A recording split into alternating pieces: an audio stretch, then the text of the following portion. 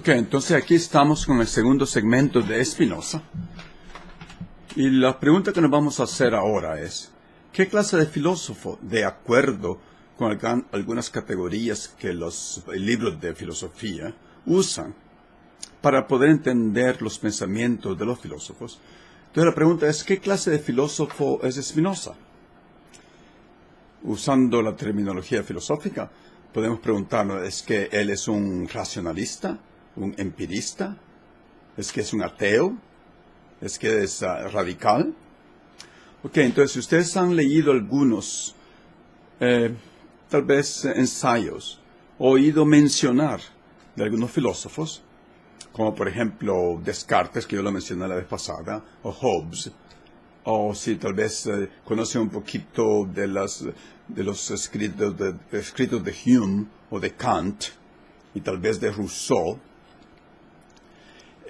son esos filósofos de aquella época, del siglo XVII y del siglo XVIII, que más o menos tenían las mismas preocupaciones acerca de la vida, acerca de la filosofía, y se preguntaban casi las mismas preguntas. Querían responder a un conjunto de preguntas que los podemos nombrar. Por ejemplo, ¿Dios existe, sí o no? Será una pregunta, la existencia de Dios.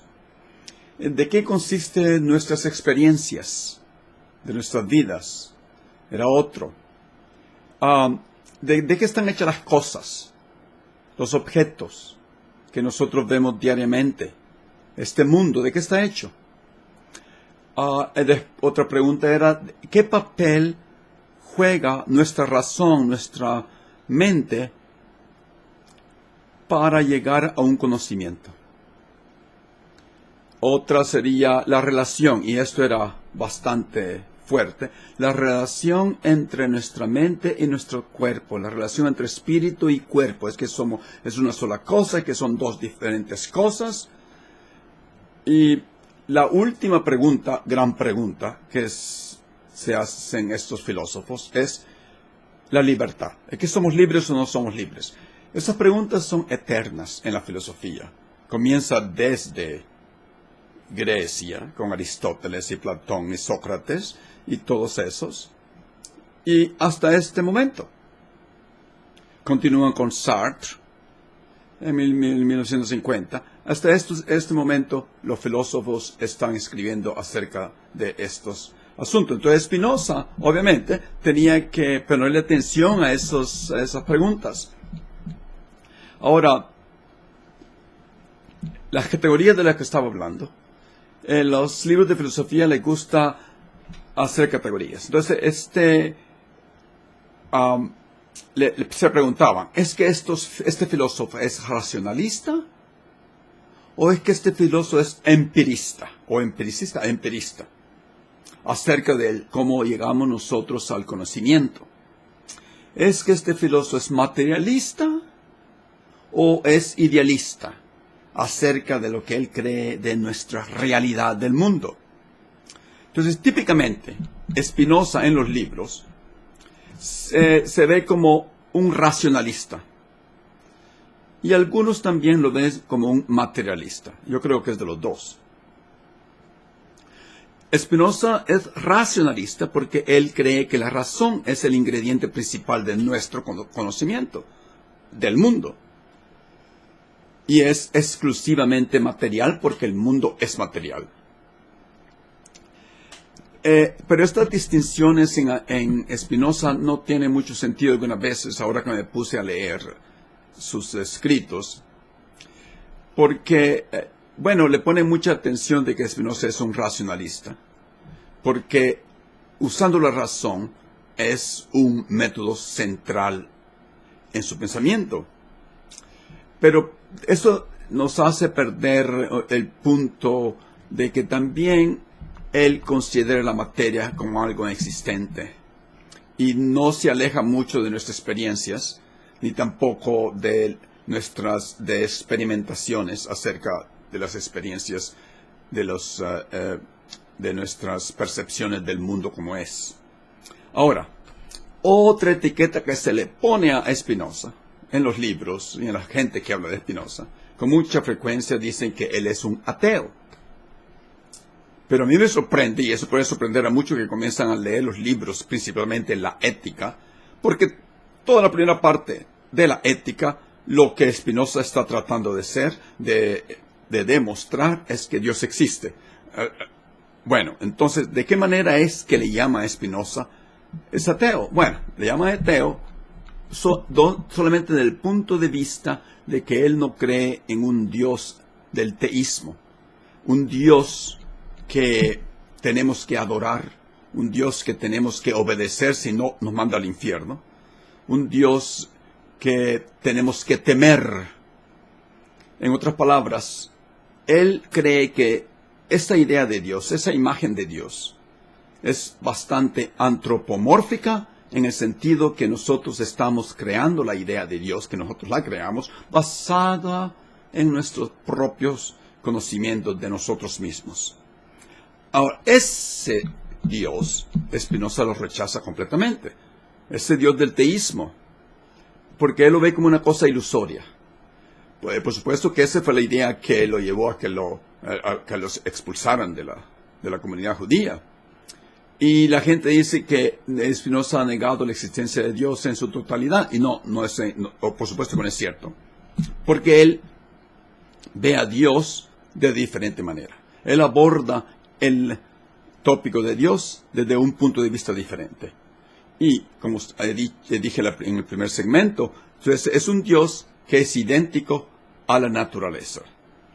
Ahora, otra etiqueta que se le pone a Spinoza es, ok, tú crees que todo es Dios, entonces tú eres un panteísta. Alguien que cree que Dios está en todas partes. Sí, bueno, es cierto, pero eso es muy limitado pensar en Spinoza de esa manera. O los que creen que él es un panenteísta, ¿no? Ente quiere decir ser, panenteísta, que cree que Dios está en cada ser. Así que Spinoza sí cree que está en mí, en nosotros, en los seres y en la materia, en la naturaleza. Entonces, si nosotros categorizamos a Spinoza de esa manera, no es muy útil. La única utilidad que se ve que esto nos ayuda a entender es que él era un hombre, un filósofo radical y que empezaba las cosas de diferente manera. ¿Qué quiere decir radical? Muchos usan esa palabra de una manera diferente. Radical en el sentido de Spinoza es que él es un perturbador, es subvertivo. Él perturba el sistema filosófico establecido en aquel tiempo, pero no solamente el sistema filosófico, el sistema religioso y el sistema político de su tiempo. Así que él lo podemos considerar como un filósofo revolucionario. ¿Y qué le pasa a los revolucionarios? Como yo dije en el primer segmento, ¿qué les pasa? Nosotros los castigamos con el exilio, los censuramos, los mandamos, los llenamos de oprobio, de ignominia, de deshonra. Bueno, eso nos pasa a todos nosotros. Bueno, yo no me considero revolucionario. Aquellos que quieren ser revolucionarios, bueno, eso les pasa muy seguido. Ahora, voy a empezar de una manera así un poco resumida, como una introducción, porque estas son solamente introducciones. Todavía no nos hemos metido en lo mero de lo que es lo mero de lo mero de la ética. Leer la ética es lo más difícil que alguien puede hacer. Todos los filósofos y todos los que yo leo y oigo, aunque sean filósofos, y yo no me considero filósofo, dicen que es lo más difícil. Y hasta Spinoza dijo, yo lo voy a escribir de esta manera y yo sé que es muy difícil. Es bien tedioso, es desagradable, es pesado mi método, pero si ustedes me siguen mi método, ustedes van a adquirir la verdad.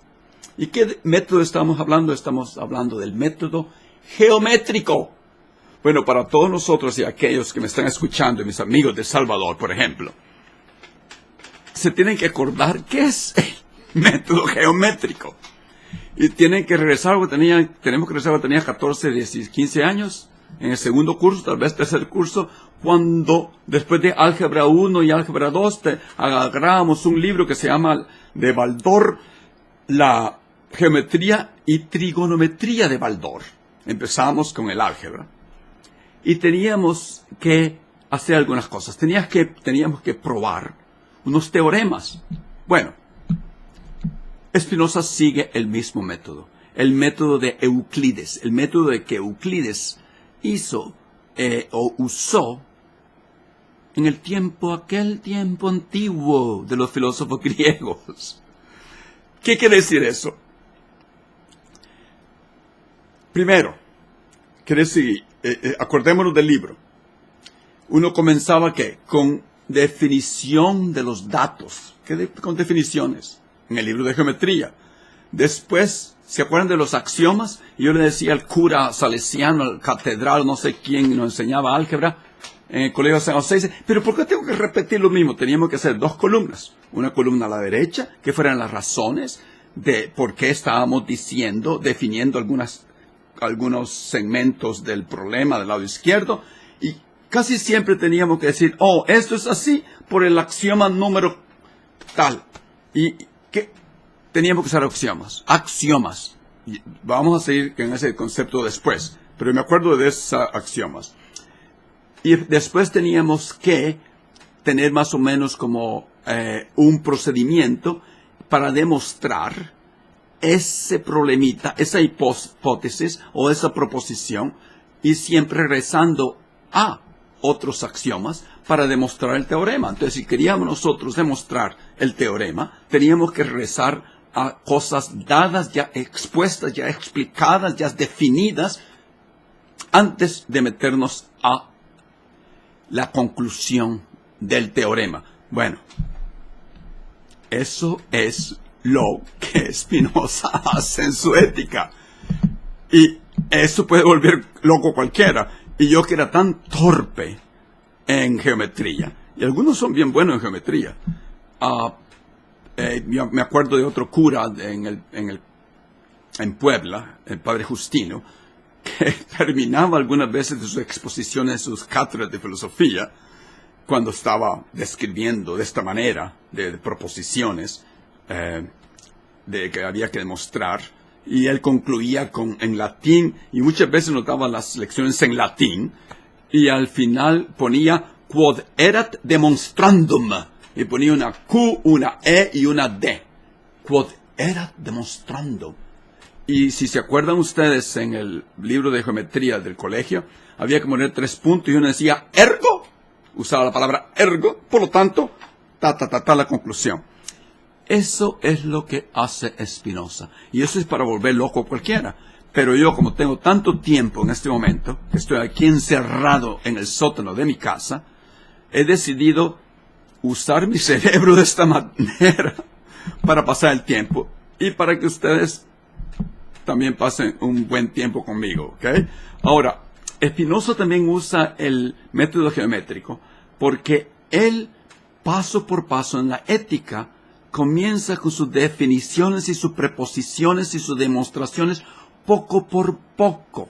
Y nos va jalando poquito por poquito en ese desarrollo del pensamiento hasta que a través de nuestro proceso propio mental llegamos a la verdad. Y eso es lo que Spinoza tiene como propósito. Que nosotros construyamos nuestra propia verdad, que si somos lógicos, no hay otro camino que llegar a la verdad que él expone, y no hay otro camino que llegar a la verdadera verdad. Si se pudiera decir así. Ahora, entonces la revelación de la verdad viene a través de seguir esas preposiciones que son demostradas basadas en otras preposiciones, en otras proposiciones y en otros axiomas y en otras definiciones que habían sido escritas, dichas antes, y ahí es donde uno se pierde. Uno tiene que hacer un diagrama para entender a Spinoza. Vamos a tratar, okay, por supuesto, porque para Spinoza es el orden lógico, ¿no? Este orden lógico es el orden de un entendimiento verdadero. Y por eso se dice que Spinoza es un racionalista. ¿Okay? Entonces, en la ética vamos a encontrar, para resumir, que Spinoza usa un método geométrico, de Euclides y vamos a encontrar definiciones, axiomas, proposiciones, y si se acuerdan del libro de geometría, habían unas cosas que se llamaban corolarios, que son proposiciones que se derivan de las proposiciones que están inmediatamente antes, y hay otras cosas que casi no se usan en geometría que se llaman lemas, no, que son otras proposiciones. Esos lemas en geometría en este momento se les llaman teoremas preliminares, antes de demostrar un teorema.